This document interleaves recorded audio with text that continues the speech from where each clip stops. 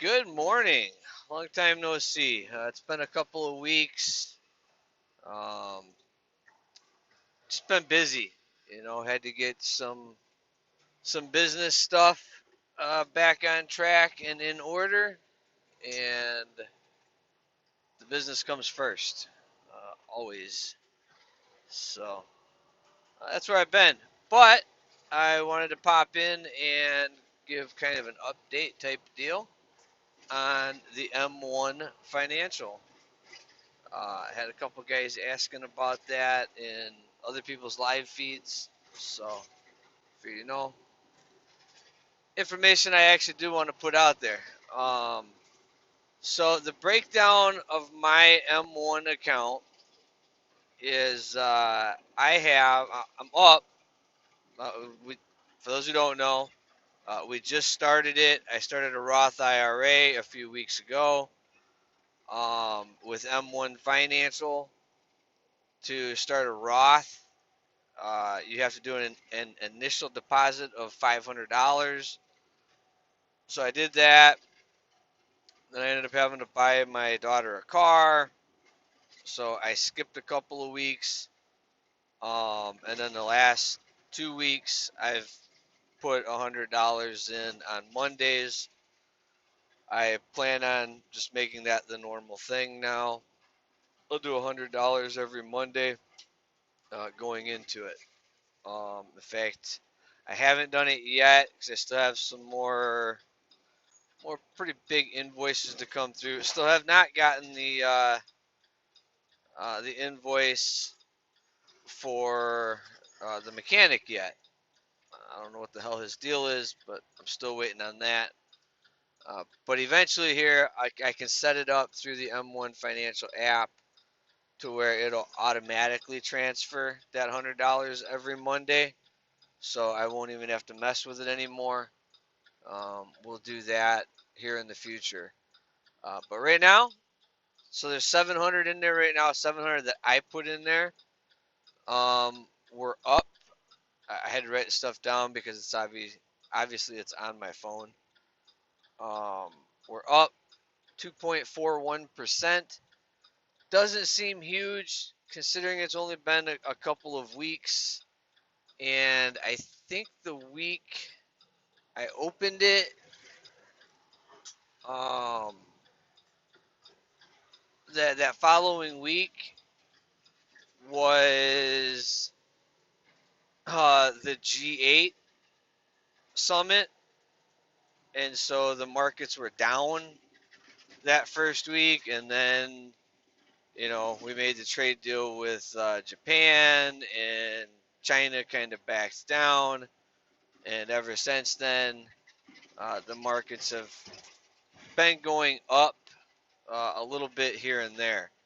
Um, Actually, did really good. I think one of the funds I have, I think it was up like 5% yesterday, 4.99%. um, the My Russell fund has been doing very well the last like 2 days.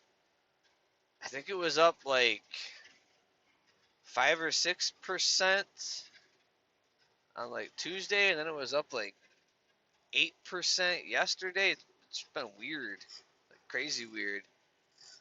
um, so I mean we're doing all right. I mean to be up, 2.4%, 2.41%, with only being in for a few weeks, you know, uh, we should do all right year to date come the end of the year.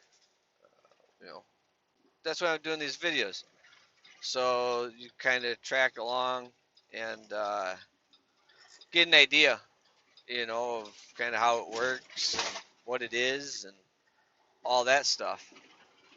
So the funds I have, I started with VIG, VIG. These are all ETF funds, by the way.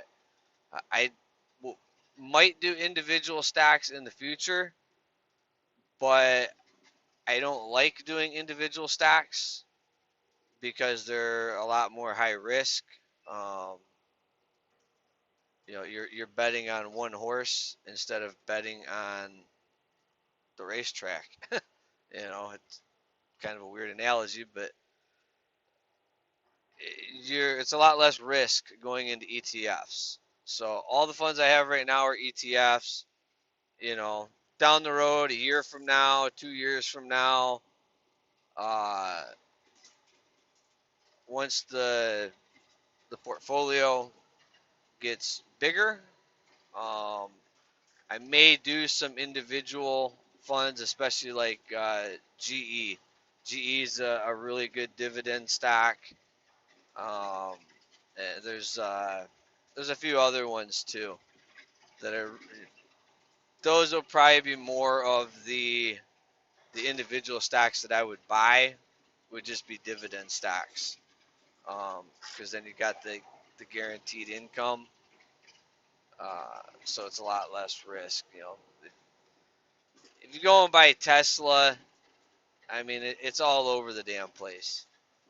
You know, it might be down 5% today, and then somebody writes a good news article about them, and it's up 8% tomorrow, and uh, they're kind of the individual stocks are kind of all over the board, especially when you come into earnings seasons. Um, you know, a good earnings report can bump a stock 12, 15, 20%. A bad earnings report can tank a stock, you know.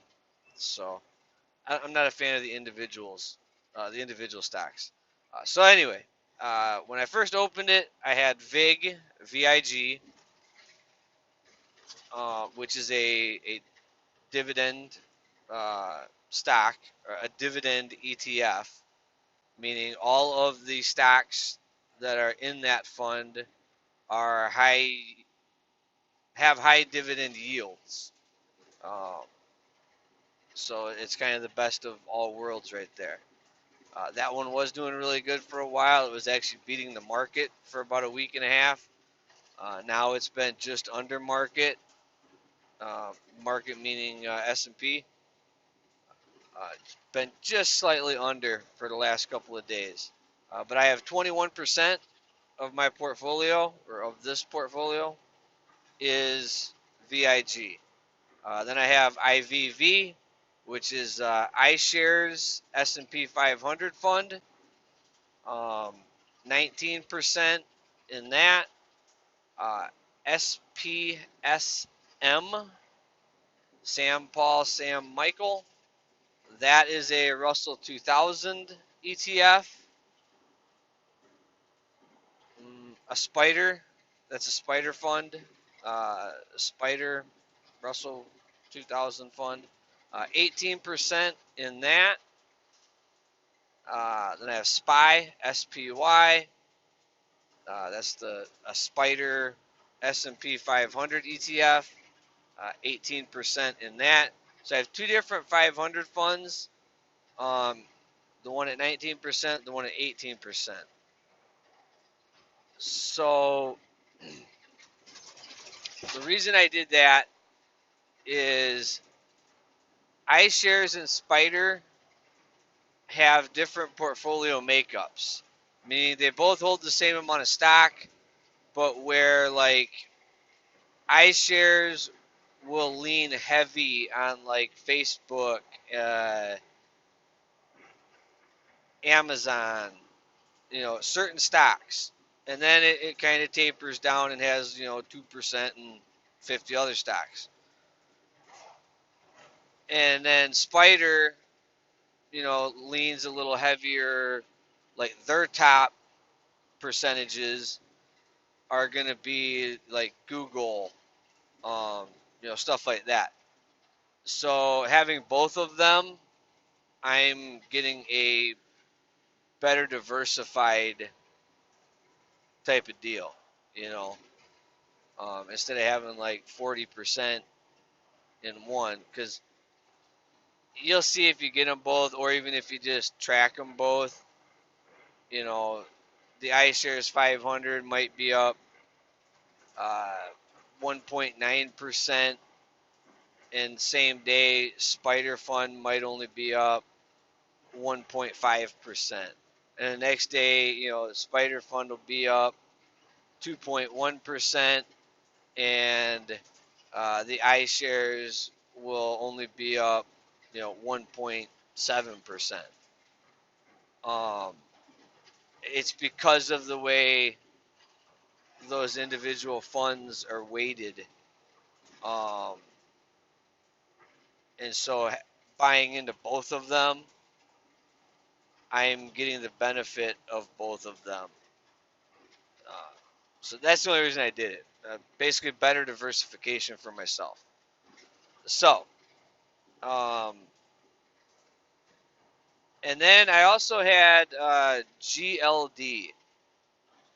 It's a gold ETF. I've always ran with the premise that you should always have gold in your portfolio.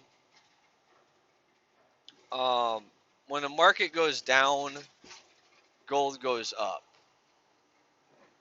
And so, like that first week or so, coming off of the G8 summit, when the market was in kind of a weird spot,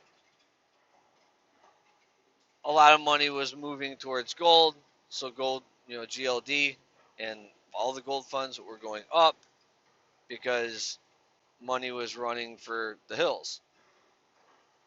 Since the market kind of tampered down, and the news about Japan and China and all that stuff came out, and the market itself has been going up. Gold has been going down a little bit, but I mean, you're going to see where, like on days where the S&P is up 2%, gold might be down 0.5%. So it's minimal comparatively. So right now I have 10% in GLD. Um, and with M1 Finance, M1 Financial, they make it really easy. You can go in and change those percentages uh, whenever you want to, right from the app. So if the market does start to drop, what I'll do is I'll go in there and just bump that up to 15% and bump some of the S&P stocks uh, down 3 and 2% to make that 5% difference. I kind of shift my levels. So when the market's going down, I can weight the gold a little bit heavier to minimize my loss on the S&P funds and actually make the money on the gold. And then when it goes back the other way, I can start transferring it back, kind of thing. And it's just going in there and tapping the up and down arrows, and then every now and then hitting there's a button in there that you can hit. I think it says reallocate, where if you change your percentages, you can hit that, or rebalance is what it is. You can click the rebalance, and then the next business day, it will uh, sell and buy the percentages of the shares to rebalance it. So if you want to rebalance it tomorrow to put gold at 25%, you can change those percentages tonight, and then you can hit the rebalance button, and tomorrow when the market's open, it will go ahead and rebalance your fund for you. So they make it quick and easy. I couldn't be happier with M1 Financial and the app. The app is freaking awesome. Um, okay, so those were the funds. How many? 5 funds that I opened with. And I opened them at different percentages than what they're at today. But that's what I opened it with the 500. And then when I added the first $100 deal, I also got XOP, which is,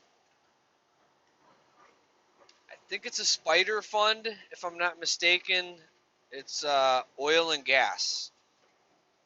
So they hold shares of like Halliburton, um, oil producers, uh, natural gas producers, and they hold like companies across the board.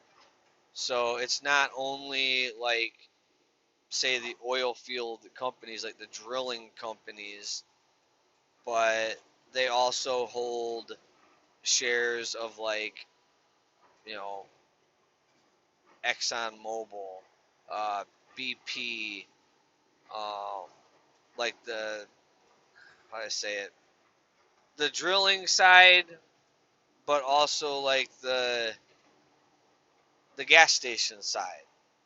Like they hold shares of Chevron and Shell and stuff like that. Um, and I have right now 14% is allocated towards XOP. So anyway, so I don't make this too ridiculously long. That's how my portfolio sits today. Um, Doing pretty good. It's off to a really good start. Uh, I really like M1 Financial. As I said in previous videos, I have used other apps, other services, Robinhood, Ally. Again, I can't remember what Ally was before Ally bought it. I don't know. That was a long time ago, years ago.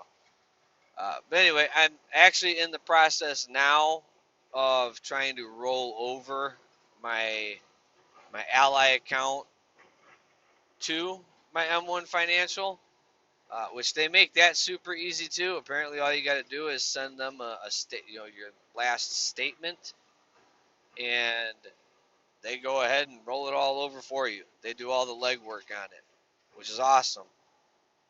I just have to wait until Ally gives me another statement because I got into the whole habit of using the apps on my phone and my tablet. And to get the statements, I have to log in on a computer, and I couldn't tell you what my passwords are anymore because ever since I set it up, my password's been my thumb.